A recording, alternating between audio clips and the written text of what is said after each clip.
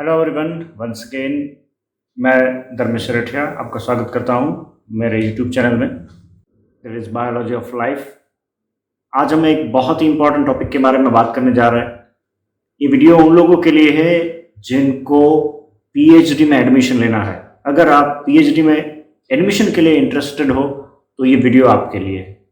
आप में से बहुत सारे ऐसे स्टूडेंट होंगे जिनको डॉक्टरेट बनना है, जिनको पीएचडी करना है। तो आज हम बहुत से ऐसे पॉइंट पे डिस्कस करने वाले हैं जो आपको आगे जाके बहुत काम में आने वाले हैं। तो पहले पॉइंट पर हम बात करेंगे, जैसे कि आपको स्क्रीन पे दिख रहा है कि पहली बात हम एलिजिबिलिटी क्राइटेरिया के बारे में बताएंगे कि आपका मिनिमम एलिजिबिलिटी क्राइटेरिया क्या है, एडमिशन प्रोसेस कैसे होगा और उसका पूरा टाइम फ्रेमवर्क कैसे होगा और उसका सबमिशन कैसे होगा। तो इन चीज़ों पे हम आज डिस्कस करने वाले हैं। पहला पॉइंट जो कि बहुत ही इंपॉर्टेंट है, एलिजिबिलिटी क्राइटेरिया। अगर आपको पीएचडी में रजिस्ट्रेशन करना है तो पहली बात आपको ये ध्यान में रखनी पड़ेगी कि आपका एमएससी जिन सब्जेक्ट्स में हुआ है वही सब्जेक्ट पे आप पीएचडी कर पाओगे। मैं यहाँ पे बात करने जा रहा हूँ वो है लाइफ साइंस के बारे में। तो लाइफ साइंस होगा, अर्थ साइंस होगा, केमिकल साइंस होगा, तो अलग अलग साइंसेस के सब्जेक्ट्स में आपको पीएचडी करने का चांसेस मिल सकता है। पहला चीज़ है आपके पास मास्टर डिग्री होनी चाहिए और आपके पास वही सब्जेक्ट्स में आपकी वो डिग्री चाहिए जिनमें आप पीएचडी करना चाहते हो। ठीक है, तो पहले आपका एमएससी होना चाहिए। तो पहली एलिजिबिलिटी हो गई MSc, subject microbiology, zoology, botany और एनीथिंग। और दूसरी एलिजिबिलिटी है आपके पास कोई एंट्रेंस टेस्ट क्वालिफाइड होना चाहिए। अभी ये एंट्रेंस टेस्ट कौन सी होगी वो आपके स्क्रीन पर दिख रही है। पहला है एमएससी, मैंने दूसरा बताया है। अगर आपको, मैं आज थोड़ा उल्टा करता हूं, मैं आपको ये बताता हूं कि सबसे इजीएस्ट कौन सा है और सबसे टफेस्ट कौन सा है। देखिए, बहुत सारी यूनिवर्सिटीज है वो पीएचडी के लिए अपनी खुद की एक एंट्रेंस लेती है। ठीक है, वो एडवर्टाइजमेंट आएगा, पेपर में देख सकते हो, उनकी साइट पे देख सकते हो। पहला काम आपको करना है यूनिवर्सिटी ढूंढनी है और उन यूनिवर्सिटीज में उनकी पीएचडी एंट्रेंस एग्जाम को आपको देखना है कब आ रही है। वो अगर आपने एंट्रेंस दे दी तो आप एलिजिबल हो जाएंगे पीएचडी रजिस्ट्रेशन के लिए। कौन सी? वही यूनिवर्सिटी में जहां पे आपने वो एंट्रेंस दिया है।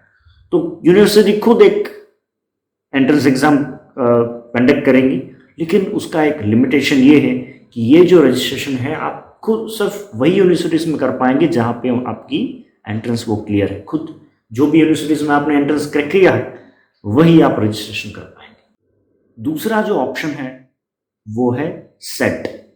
हर एक स्टेट खुद अपने हिसाब से एक स्टेट एलिजिबिलिटी टेस्ट लेता है, मतलब टीचर्स एलिजिबिलिटी टेस्ट बोल सकते हैं, वो एक कंडक्ट करता है। वो भी आप देख सकते हैं। उसमें एलिजिबिलिटी का बहुत बेनिफिट है, आपको स्कॉलरशिप का भी उसमें चांस रहता है। तो पहला ऑप्शन है आप कोई यूनिवर्सिटी में जाके वहाँ के एंट्रेंस क्लियर कीजिए। दूसरा ऑप्शन है आप सेट क्लियर कीजिए जो स्टेट लेवल के लिए। आप सेम स्टेट में जहाँ पे ये सेट दिया है वहाँ की कोई भी यूनिवर्सिटीज में, चाहे वो डीम्ड यूनिवर्सिटी हो या गवर्नमेंट यूनिवर्सिटीज हो, वहाँ जाके आप रजिस्ट्रेशन कर सकते हैं आपके सब्जेक्ट में। तीसरा है सीएसआर नेट। सीएसआर नेट है वो पूरे इंडिया के लिए, मतलब वो नेशनलाइज्ड टेस्ट है, एंट्रेंस टेस्ट है। उनके जो सब्जेक्ट्स है अगर आप उसमें कर लेते हैं क्लियर तो आप इंडिया में कहीं पे भी जाके आप वहाँ पे रजिस्ट्रेशन कर सकते हैं। तो पहला चीज़ हो गया यूनिवर्सिटी, दूसरा चीज़ हो गया सेट, तीसरा चीज़ जो थोड़ा टफ है that is the CSR net. अगर आप सिंपल करना चाहते हो तो आपके पास पहला ऑप्शन है यूनिवर्सिटी, उससे थोड़ा बढ़ के करना चाहते हो तो सेट है, उससे भी थोड़ा बढ़ के करना चाहते हो सीएसआर नेट। सीएसआर नेट का बहुत बेनिफिट है, पूरे इंडिया में जितने भी अच्छे अच्छे इंस्टीट्यूशंस हैं वहाँ पे जाके आप रजिस्ट्रेशन कर सकते हो। तो बहुत बेनिफिट है, आपको फेलोशिप भी तगड़ा मिलेगा। सेट में भी है, लेकिन सेट में आप स्टेट लेवल पे जा सकते हो। नेशनलाइज कुछ ऐसे अलग अलग इंस्टीट्यूशंस में अगर आप जाना चाहते हो तो आपके पास वो ऑप्शन सीएसआर ही है। इसको छोड़ के दूसरे भी एक ऑप्शन है that is GATE. GATE normally IITs के लिए होती है, लेकिन कुछ यूनिवर्सिटीज, कुछ प्राइवेट ऑर्गेनाइजेशंस भी गेट को वैलिड करते हैं अपने पीएचडी रजिस्ट्रेशन के लिए। आपके पास और भी ऑप्शन है दैट इज आईसीएआर नेट और आईसीएमआर नेट, लेकिन उसके भी लिमिटेशंस है। ये दोनों नेट है वो कंडक्ट किए जाते हैं एग्रीकल्चर साइंसेस के लिए और मेडिकल साइंसेस के लिए। चलिए अभी आगे बढ़ते हैं। आपको पीएचडी में रजिस्ट्रेशन करने से पहले आपको कुछ चीज़ें पता होनी चाहिए। यहाँ पे 3 इंपॉर्टेंट चीज़ मैंने लिखी हुई है। उसमें सबसे पहला इंपॉर्टेंट पार्ट है दैट इज गाइड।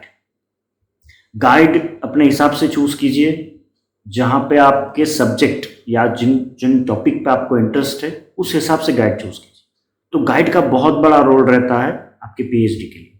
दूसरा एक इंपॉर्टेंट पार्ट है दैट इज लैब फैसिलिटीज। देखिए बहुत सारी जगह पे क्या होता है, लैब फैसिलिटीज नहीं होते, गाइड होते हैं। अगर CSIR और गेट है तो वहाँ पे बहुत आसान रहता है, क्योंकि वहाँ पे अच्छी अच्छी लेबोरेटरी फैसिलिटीज़ रहती है। क्योंकि आप जब नेशनलाइज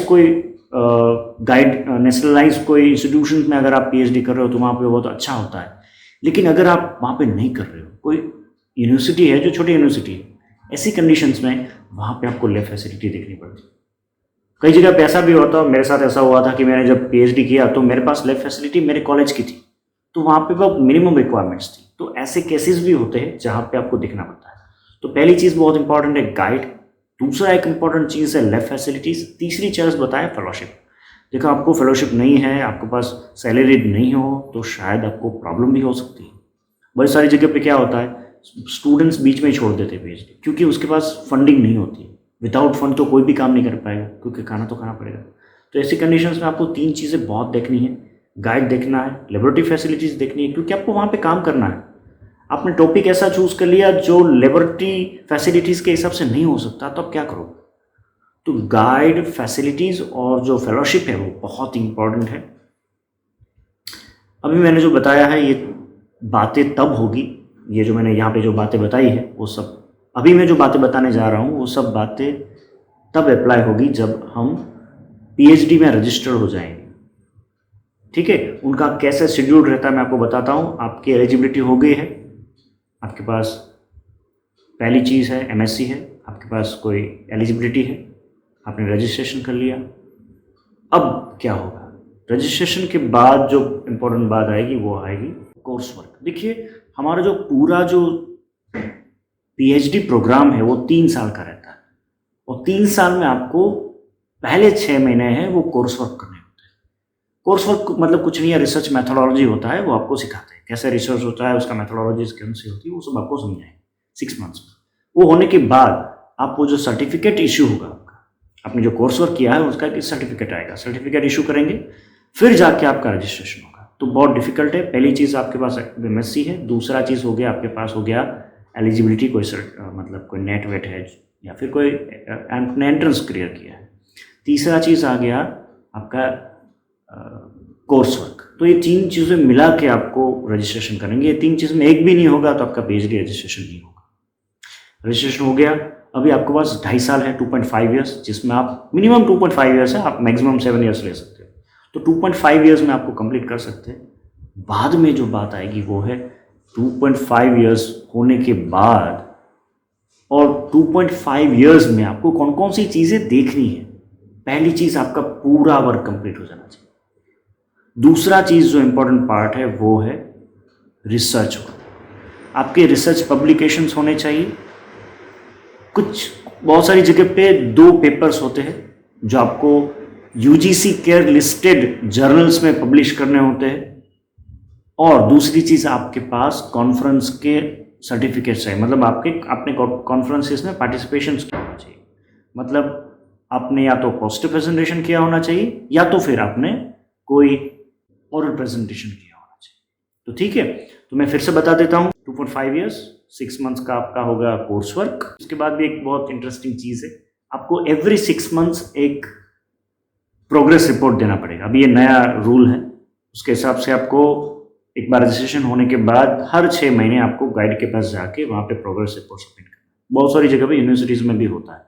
तो प्रोग्रेस रिपोर्ट एवरी 6 मंथ्स, 6 महीना, मतलब आपका ये कोर्स वर्क खत्म होने के बाद का जब स्टार्ट होगा रिसर्च, और उसके बाद वो 6 महीने प्रोग्रेस रिपोर्ट वो आपको सबमिट करना होता है। बहुत सारे स्टूडेंट्स ऐसे भी होते हैं जिनको साथ में बहुत सारी फेलोशिप के लिए भी अप्लाई करना होता है। सपोज अभी आपको जानते होंगे कि अभी शोध करके एक फेलोशिप है जो स्टार्ट हुआ है। अभी शोध में अगर आपको अप्लाई करना है तो उनके लिए भी आपको बहुत सारी प्रोसेस करनी पड़ती है। अगर शोध मिल जाता है आपको 12 या 14,000 रुपीज़ होते हैं, तो बहुत अच्छा है। तो 12 to 14,000 रुपीज़ पर मंथ में आपका हो जाएगा, मतलब फेलोशिप इतना आ रहा है तो आपको कोई इशू नहीं होगा। ठीक है, तो फिर से मैं बता देता हूँ, आपको पहला ध्यान रखना है 2.5 ईयर्स का research, 6 months course work, every 6 months आपको एक प्रोग्रेस रिपोर्ट सबमिट करना होगा। उसके बाद आपके पास 2 रिसर्च पब्लिकेशन या एक research publication care listed journals में होने चाहिए। अभी केयर लिस्टेड क्या है वो कभी सोचें, बाद में कभी वीडियो में बताएंगे। और आपका एक नेशनल लेवल का जो कॉन्फ्रेंसेस है उसमें ओरल प्रेजेंटेशन या पोस्टर प्रेजेंटेशन चाहिए। जो इतना आपके पास है तो आपका रजिस्ट्रेशन हो गया और आपका थीसिस सबमिशन के लिए आप अभी एलिजिबल हो। ये सब हो गया, थीसिस रेडी हो गया, पेपर हो गया, ओरल प्रेजेंट आ गया, पोस्टर हो गया, तो अभी आप पूरा सबमिट करके आप आराम से भेज सकते हो अपने गाइड को। गाइड रेफरी को भेजेंगे, 2 रेफरी होते हैं या 3 रेफरी होते हैं, वहाँ पे जाएंगे, एनालिसिस होगा, मार्क्स देंगे वो लोग, फिर आपका वाइवा होगा, फिर आप डॉक्टरेट हो गए। तो बस यही सफ़र है। अगर ये आपको वीडियो अच्छा लगा हो, आपको यूज़फुल लगा हो, तो ये वीडियो शेयर कीजिए। Thank you so much. अगर आपको कोई भी क्वेश्चन है आप कमेंट सेक्शन में भी कमेंट कर सकते हैं। Thank you.